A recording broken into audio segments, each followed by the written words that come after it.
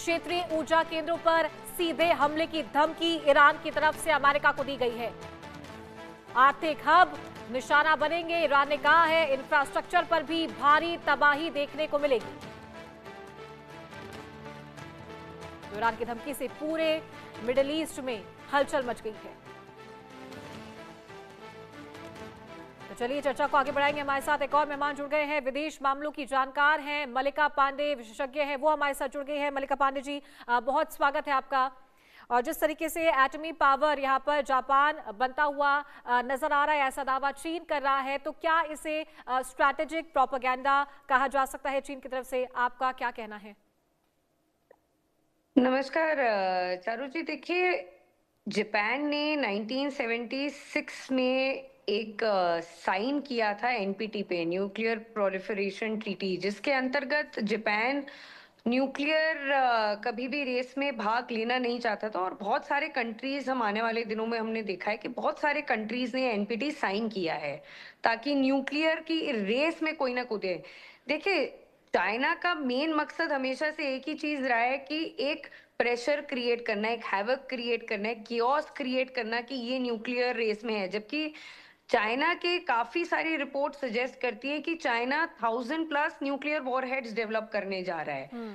कहीं ना कहीं, जैसे सर ने भी बताया कि कैसे चाइना को किसी से तो डर लगना चाहिए एटलीस्ट एशिया में, तो जापान से ही सही। जापान के पास कैपेबिलिटी जरूर है और वो डेटरेंस जरूर दिखा सकता है, बट इसका मतलब ये नहीं कि वो डेवलप करना चाहता है। और उसका आर्टिकल काफी, उसका कॉन्स्टिट्यूशन भी बहुत ज्यादा स्ट्रिक्ट है। उसमें आर्टिकल 8 में साफ साफ उसके लिखा है कि भाई आप वॉर में नहीं जा सकते हैं ऐसे।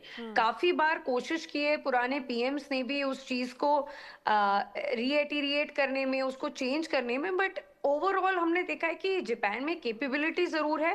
बट वो आगे, जब वो एनपीटी साइन कर चुका है, तो मुझे नहीं लगता कि आज के टाइम में जापान, जो पहले भी उसके पीएम्स एक्सप्लोर कर चुके हैं मॉडल, वो ये था कि भाई ठीक है, हमें न्यूक्लियर अम्ब्रेला कोई और प्रोवाइड करे, या जैसे नेटो का अलायंस है, जैसे उनको न्यूक्लियर अम्ब्रेला प्रोवाइड करता है अमेरिका, वैसे ही जापान भी देख रहा था कि हमें भी कोई और न्यूक्लियर अम्ब्रेला प्रोवाइड करे। बट उस चीज में भी उनकी बात नहीं बनी। तो वो कैपेबिलिटी है, बट मुझे नहीं लगता अभी जापान उसकी तरफ कुछ करना चाहता है चारू जी। तो ये चीन सिर्फ हैवक क्रिएट करना चाहता है, कियोस क्रिएट करना चाहता है, क्योंकि कहीं ना कहीं जापान की इकोनॉमी आज के टाइम में ग्रोथ रेट बहुत अच्छा है जापान की इकोनॉमी का, और चाइना को टक्कर देते हुए आ रही है बहुत सारी चीजों में जापान।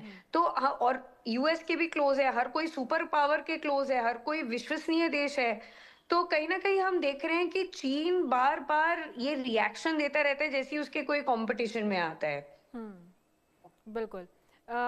अली शाह सर, जिस तरीके से उन्होंने बताया अभी मल्लिका जी ने कि ये स्ट्रैटेजी यहाँ पर हो सकती है, क्योंकि ये कंपटीशन की जो स्टेट है, ये अभी भी देखने को मिल रहा है कि कौन सबसे आगे, कौन सबसे बेहतर है। वो अपना अपना प्रेजेंटेशन, अपना अपना काम करने में लगा हुआ है, अपने आप को बेहतर साबित करने में लगा हुआ है। और अभी जो सिचुएशन है, मिडिल ईस्ट में वॉर चल रहा है, चाइना इसी बीच ये नया तरीका निकल कर आया है, क्या ध्यान आकर्षित करने की कोशिश यहाँ पर किया जा रहा है, और या फिर कोई मैसेज देने की कोशिश यहाँ पर की जा रही है कि सच में जापान एक न्यूक्लियर पावर बनकर उभर रहा है और ऐसी चीजें जापान के अंदर मौजूद है? बिल्कुल, देखिए चारू जी, देखिए मल्लिका जी ने बिल्कुल दुरुस्त सही फरमाया। बहुत ही इंटेलिजेंट एनालिस्ट हैं और मुझे बड़ी खुशी होती है जब मैं इनको मेन स्ट्रीम चैनल में देखता हूँ, अपने ये विचार प्रकट करती हैं। देखिए बात ये है कि चीन जो है ना, अपनी मनमानी करके कभी सेनकाकू आइलैंड्स को का नाम बदल देगा, कभी कुछ भी कर देगा। तो इस तरह के, और ये जापान ने तो 1976 में ट्रीटी साइन कर रखी है और प्रोलिफरेशन ऑफ न्यूक्लियर वेपन्स के, भाई वो गलत इस्तेमाल नहीं होंगे, हैं 1976। और चीन अगर खतरा महसूस कर रहा है जापान से, तो मेरे ख्याल से ये अच्छी बात हुई। और जापान जो है, देखिए they rose from the ashes. Hiroshima Nagasaki bombing के बाद जापान खाक में मिल चुका था बिल्कुल, लेकिन कैसे उसे तरक्की करी, कैसे उठकर आया, और इतने बड़ी सुपर पावर चीन, उस चींटी को जो मसल चुके थी अमेरिका, जिसके बाद में दोस्ती भी हुई, उसी चींटी से डर रहा है आज की तारीख में। यह अच्छी बात है। और जापान जो है ना, हिंदुस्तान का बहुत ही अच्छा दोस्त रहा है हमेशा से। बल्कि जब जापान की जो है, जब एक्स प्रधानमंत्री जब मारे थे, तो हमारे हिंदुस्तान के अंदर हमने मदम बनाया था उनका, तो हमारे रिश्ते जापान से वैसे हैं, इतने खास हैं।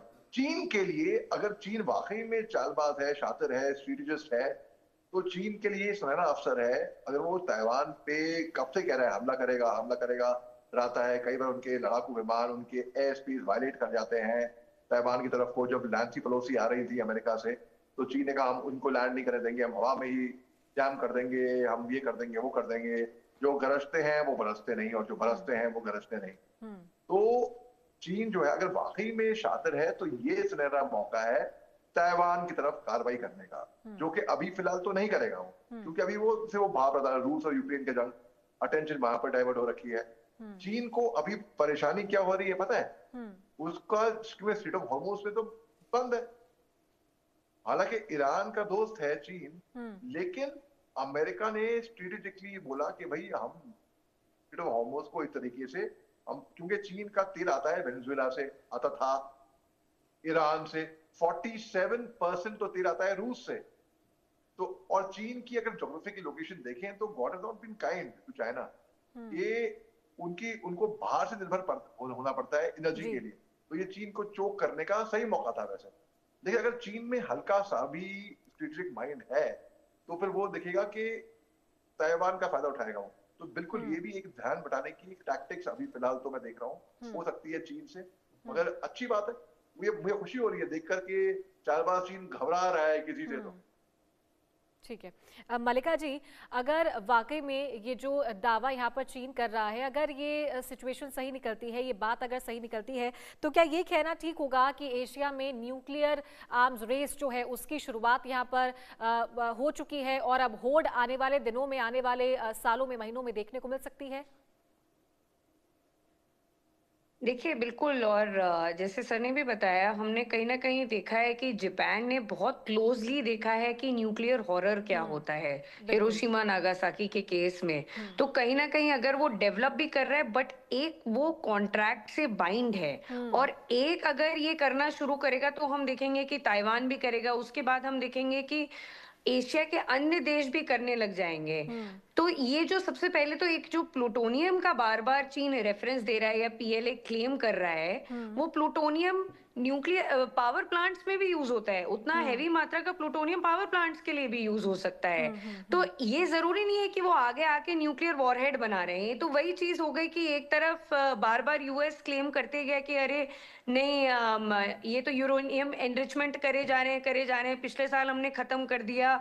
उसके बाद बोलते हैं कि नहीं, उनके पास अभी भी बचा हुआ है। तो ये जो क्या होता है, कहीं ना कहीं साइकोलॉजिकल वॉरफेयर हम बार बार आजकल के 21st सेंचुरी में हम देख रहे हैं, सोशल मीडिया वॉरफेयर और साइकोलॉजिकल वॉरफेयर ज्यादा होते जा रहा है। तो चीन भी कहीं ना कहीं साइकोलॉजिकल वॉरफेयर कर रहा है, पैनिक मोड कर रहा है। और पीएलए के तो देखिए हमेशा हर रोज एक दिन मैं उनके नए बयान ही सुनती हूँ। कहीं ना कहीं पीएलए रोज सुबह उठते हैं और कोई ना कोई क्लेम कर देते हैं। कभी वो इंडिया के खिलाफ कर देते हैं, कभी वो जापान के खिलाफ कर देते हैं। जो भी उनको लगता है कि भाई ग्रोथ में उनसे बेटर कर रहा है या उनके बराबर मैच कर रहा है, तो वो उनके खिलाफ क्लेम करने शुरू कर देते हैं कि ये स्टॉक कर रहे हैं, ये प्लूटोनियम अगर वो अपने पावर प्लांट के लिए ले रहे हैं, तो उन्होंने बोलिए नहीं ये तो न्यूक्लियर वॉरहेड बना रहे हैं, ये तो न्यूक्लियर वॉरहेड क्रिएट कर रहे हैं।